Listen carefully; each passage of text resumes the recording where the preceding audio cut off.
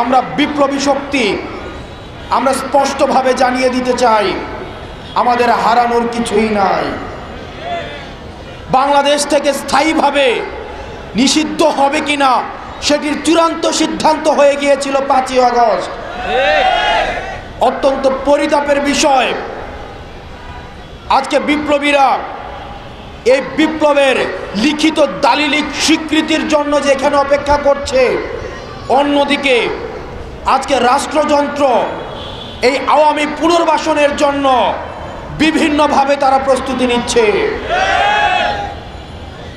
আমরা বিপ্লবী শক্তি আমরা স্পষ্টভাবে জানিয়ে দিতে চাই, আমাদের হারানোর কিছুই নাই। আওয়ামী লীগ বাংলাদেশে পুনর্বাসিত হবে কিনা সেই সিদ্ধান্ত এখন নতুন করে নেওয়ার কিছুই নাই।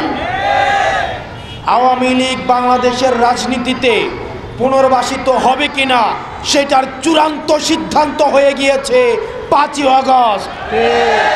সুতরাং যারা আবার নতুন করে আওয়ামী রাজনীতির পুনর্লিখন করতে যাচ্ছেন, আপনাদেরকে বলতে চাই, এই বাংলাদেশে আওয়ামী লীগের রাজনীতি পুনর্বাসিত হবে কিনা সেটা এখন প্রাসঙ্গিক আলাপ নয়, বরং আওয়ামী লীগের প্রত্যেকটা নেতাকর্মী ওয়ার্ড থেকে শুরু করে কেন্দ্র পর্যন্ত প্রত্যেকটা নেতাকর্মীকে তাদেরকে বিচারের আওতায় নিয়ে আসতে হবে। তাদের বিচার নিশ্চিত না হওয়া পর্যন্ত আবার যারা তাদেরকে পুনর্বাসনের কথা বলবে, তাদের উপস্থিতি ছাড়া যারা বলতে চাইবে যে নির্বাচন পার্টিসিপেটরি হবে না, আমরা ধরে নিব গত 16 বছর ধরে আওয়ামী লীগ যে জাহিলিয়াতের রাজনীতি বাংলাদেশে কায়েম করেছিল সেখানে তাদেরও ইন্ধন ছিল। শিয়া বাটার ও ভিটামিন ই সমৃদ্ধ lily glam beauty soap. Lily, always beautiful.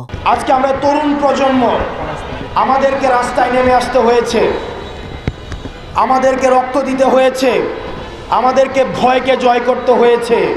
কারণ আমাদের যে দুর্বৃত্তায়নের রাজনীতির সংস্কৃতি, আমাদের যে প্রতিহিংসার রাজনীতির সংস্কৃতি, সেটি আমাদের তরুণদেরকে আশাহত করেছে যুগের পর যুগ। আমরা জনকল্যাণমূলক রাষ্ট্র করতে পারি নাই, আমরা রাষ্ট্রের মধ্যে নাগরিক হয়ে উঠতে পারি নাই। আমাদের অতীতের যে রাজনৈতিক যেই কাঠামো রয়েছে, সেই রাজনৈতিক কাঠামো আমাদেরকে নাগরিক অধিকার থেকে আমাদেরকে ইতিহাসের স্তরে স্তরে বঞ্চিত করেছে। এই তরুণ প্রজন্ম বঞ্চিত হয়েছে। আমাদের এই বঞ্চিতের ক্ষোভ থেকে, আমাদের দ্রোহের আগুনে, আমরা এই দ্রোহ দিয়ে আমরা ফ্যাসিবাদ মুক্ত বাংলাদেশ করেছি। আমরা স্পষ্টভাবে বলতে চাই, আমাদের পরবর্তী বাংলাদেশ বিনির্মিত হবে আমাদের অতীতের যে রাজনীতি, আমাদের যে রাজনৈতিক যারা করেছে এত বছর ধরে, তাদের অভিজ্ঞতা এবং তরুণ প্রজন্মের যেই ভয়হীন যেই মনোভাব, দুইটার সংমিশ্রণে।